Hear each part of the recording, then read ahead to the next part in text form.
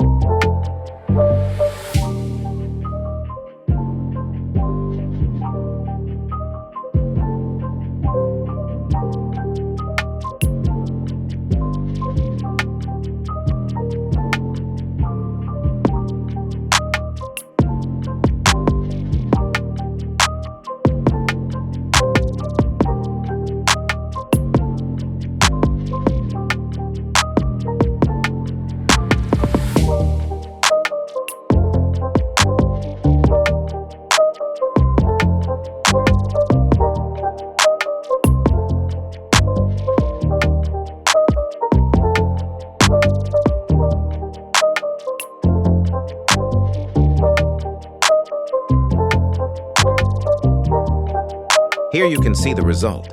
Thanks for watching. Subscribe for more.